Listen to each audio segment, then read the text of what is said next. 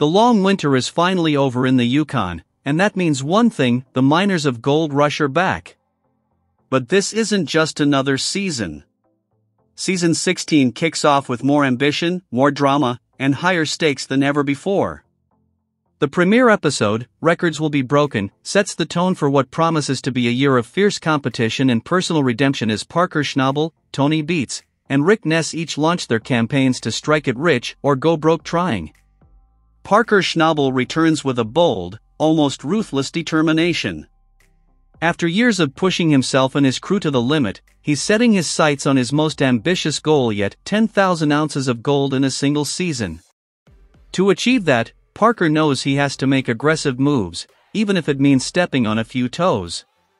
And this year, he's not just competing against his rivals, he's poaching their talent. Word spreads quickly in the Klondike that Parker has recruited a key member from another miner's crew. It's a controversial move that could ignite tension across the goldfields. But for Parker, it's all part of his high-stakes strategy to outwork and outsmart everyone else. However, his season starts off on the wrong foot. Over the winter, water flooded one of his main cuts, and the gold-bearing pay dirt is now buried under 3 feet of solid ice. Before he can even think about mining, he has to dig his way through a frozen nightmare. Tyson's crew, the backbone of Parker's operation, is back on site tackling the first major challenge of the season. Tyson operates the 250 while Michael works the 390, but the task ahead feels nearly impossible. How are we going to do all this in a week? Tyson asks, frustrated by the sheer scale of the job. Parker checks in to assess the situation. The news isn't good: the ice is thicker and more unstable than expected, and removing it will take days longer than planned. Tyson explains that the crew is doing all they can, hauling load after load of ice out of the cut. But Parker's patience wears thin. He asks about more trucks and manpower, but there's nothing extra to spare. Time is slipping away, and with every hour that passes, Parker's 10,000-ounce dream grows more distant.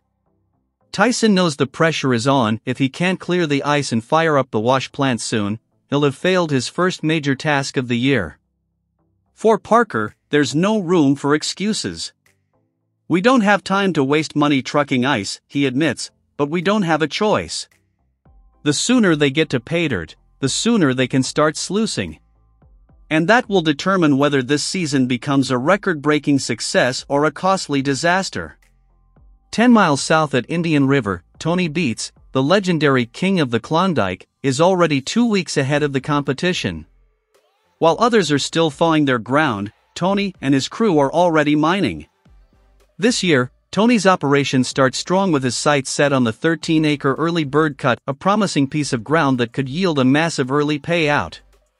With gold prices high and conditions on his side, Tony's strategy is simple: move fast, mine hard, and cash in early. When opportunity's there, Tony says, you grab it. It's a philosophy that's carried him through 4 decades in the Yukon. More than 40 years ago, Tony and his wife Minnie left the Netherlands with only $300, chasing the dream of striking it rich in the north. Through sheer determination and endless hours of hard work, Tony built a $60 million mining dynasty from nothing. But it hasn't always been smooth sailing. Just 2 years ago, Tony's empire nearly collapsed under debt, $6 to $7 million deep, and his family fractured under the stress.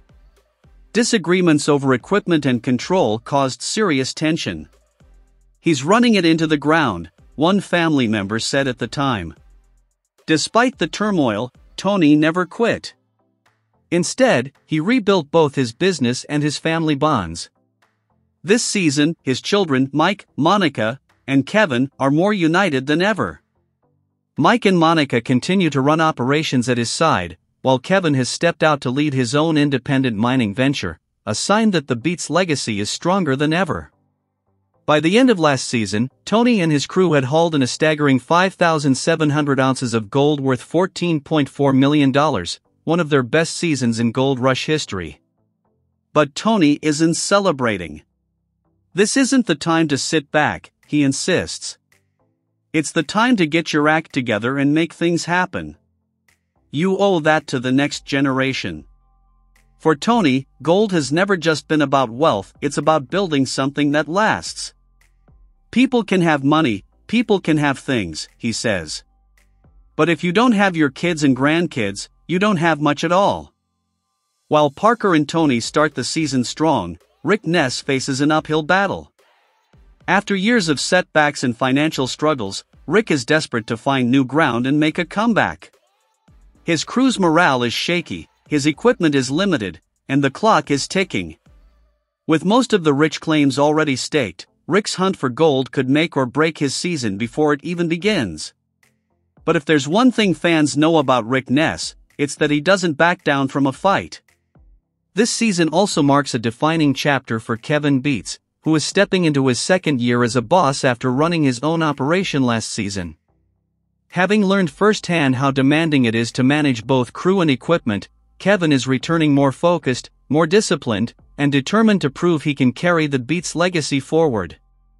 The pressure is immense, not just to match his father's reputation, but to carve out his own.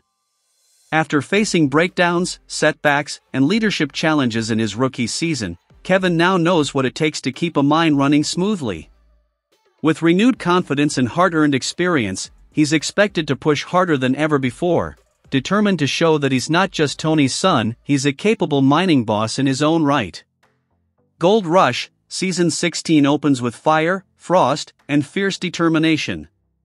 Parker Schnabel is betting everything on his most aggressive season ever. Tony Beets is proving why he's still the undisputed king of the Klondike. And Rick Ness is clawing for redemption in the harshest conditions on Earth. With rivalries brewing, alliances shifting, and fortunes on the line, this season isn't just about gold, it's about legacy, pride, and survival. The premiere of Gold Rush Season 16, Records Will Be Broken, makes one thing clear: in the Yukon, there are no second chances, only those bold enough to dig deeper, push harder, and chase greatness, no matter the cost. Fans should start preparing now, because the 2-hour-plus premiere of Gold Rush Season 16 is shaping up to be one of the most thrilling, emotional, and action-packed openings in the show's history. This isn't just another season debut, it's a cinematic-sized kickoff that plunges viewers straight into the heart of the Yukon, where fortune favors only the bold. With over 2 hours of non-stop mining, tension, and high-stakes drama, fans will want to clear their schedule, grab their favorite snacks, and settle in for a night of pure Gold Rush excitement. As the new season begins, every crew has something to prove, and every fan will have someone to root for. Will you be cheering for Parker Schnabel, the young mining prodigy pushing his crew harder than ever in a relentless bid for 10,000 ounces? Or will your loyalty lie with Tony Beets, the no-nonsense king of the Klondike, who's out to show why he's still the most feared and respected miner in the game? Perhaps you'll rally behind Rick Ness, the underdog fighting for redemption as he tries to rebuild his operation and reputation after a tough year. And don't forget about Kevin Beets, who steps up in his second season as a boss, determined to prove he's ready to carry the Beets legacy into the future. His journey from apprentice to confident leader could easily become one of the most inspiring storylines of the year. The premiere of Gold Rush Season 16 isn't just about who finds the most gold, it's about who has the courage, grit, and heart to survive another brutal Yukon season. With rivalries heating up, fortunes on the line, and emotions running high, this extra-long episode promises to remind fans exactly why Gold Rush remains one of Discovery's most powerful and enduring shows. So, get comfortable and choose your side, whether you're Team Parker, Team Beets, or Team Rick, you're in for a wild ride. When Gold Rush Season 16 begins, records will be broken, tempers will flare, and legends will rise.